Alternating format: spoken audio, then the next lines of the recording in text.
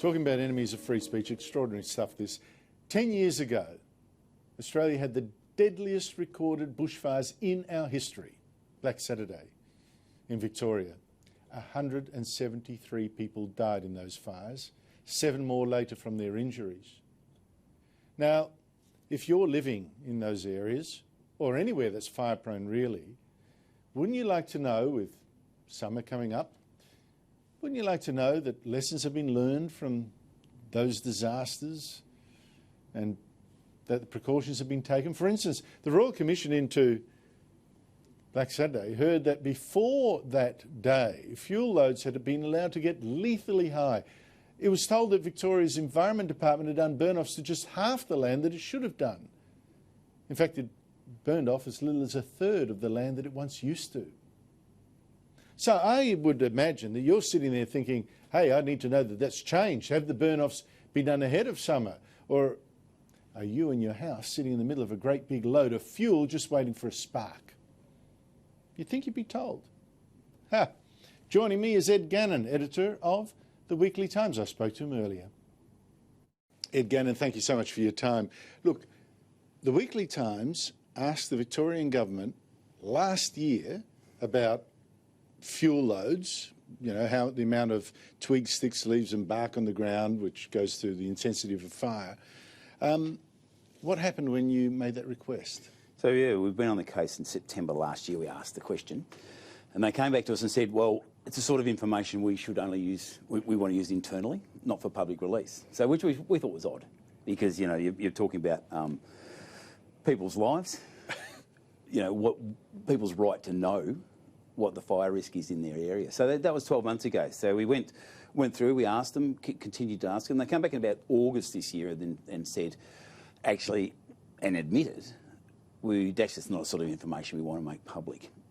So again, of course, the antenna goes up and says, well, what does this mean? So we put in a Freedom of Information request, which took some time, as they do, paid our $1,300 to get a map of one region, and then we finally got there, and then we found out that the fuel load in the eastern zone of Victoria, which is north of Melbourne and down into Gippsland, which is the main area of Black Saturday, where most of the deaths occurred and most of the houses were destroyed, is at extreme load.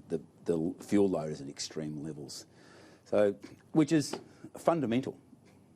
They're at extreme levels. I think they're approaching the levels of Black Saturday itself, right? Black Saturday was exceptionally bad. Why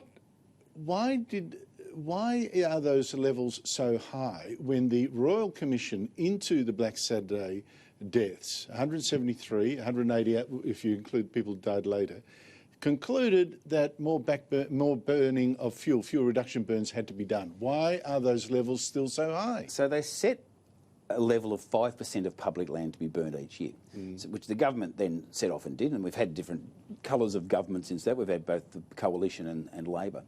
And they did it until 2015. What was happening is that they were burning the easy stuff. So they were burning a long way away from Melbourne, in the Mallee, in the Wimmera, burning vast areas of hectares that they can burn. It's not going to be worried. Well, no one's there to complain. You haven't got your hobby farmer. Exactly. So to actually burn in those dangerous areas, and the area we're talking about, that eastern zone, is not just the most high-risk area in Victoria, it's the most high-risk area in Australia. To actually do fuel reduction burns in those areas is a really tricky business, and you've got to time them right. And I think some years they were missing the boat because of the weather was not right. It was either too dry or too wet. So in 2015, the government said, look, it's become all too hard. We're not going to actually do that anymore. We'll do burns, but we're not going to go to the target that was set by the Royal Commission. So I think that it plays a bit into that. And so because they haven't been going to that target, when it gets to a point now when people are saying, well, what's the fuel load risk now? It becomes a bit embarrassing for the government to actually say, well, it's actually extreme levels. And people say, well, have you burned in that area? And I say, well, no, we haven't. Yeah, how much of this resistance to burning is money and how much of it is public attitude, like green opposition to burning? A bit of it. I mean, it's not so much money, it's more strategic risk of when they can do it. But there's certainly an element of green in there saying, look, we don't like burning the forest, full stop. They're not seeing the the benefits that come from regeneration burns and fuel reduction burns. So they're not there is an opposition, and you talk to people that live in these parts of the world, particularly things like CFA captains and fire brigade captains, are saying, look, there is an opposition to in autumn, which when you've got to do these fuel reduction burns, autumn smoke, heavy smoke, there's even an element of people saying... It's a pain, it's a pain, I remember that. Asthma, issues. Got it. But you've got to, but you've... Look, Black Saturday is the reminder of what happens when you don't make the tough calls. Now, you've done just this. You've got the information only from that area where Black Saturday hit. That's east of Melbourne, basically. What about the rest of the state? Don't know. Because you didn't have the money to go and... Don't know, yeah.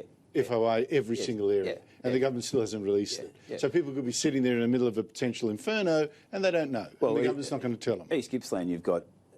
If you look at the weather maps and the rainfall maps, Gippsland has been under a rain shadow for about 2 years. It's probably the driest on record, particularly up in that Alpine region as well. We don't know what the fuel load risk is there, so we don't know what it is. The Mallee, dry as a chip in the Mallee at the moment, and that's where a lot of the drought issues are arising in Victoria. We don't know. So we concentrate on that area because it's 59% of the Victorian population. It's where Black Saturday was. But the rest of the state deserves to know what they're in as they come into summer. I would have thought so. But let me tell you, you say there's a lot we don't know. I'll tell you one thing we do know. If the fires do hit, God forbid, but if the fires do hit, you know what will be blamed? Global warming. Oh, yeah, for sure. Yeah, instead of, once again, and we've seen it after so many fires, people come in, the experts come in and say, we should have done more fuel reduction burns. We don't learn the message because it's inconvenient and it costs too much. Ed Gannon, I admire the Weekly Times for doing this work. Congratulations. Thank you so much. Thanks, Andrew.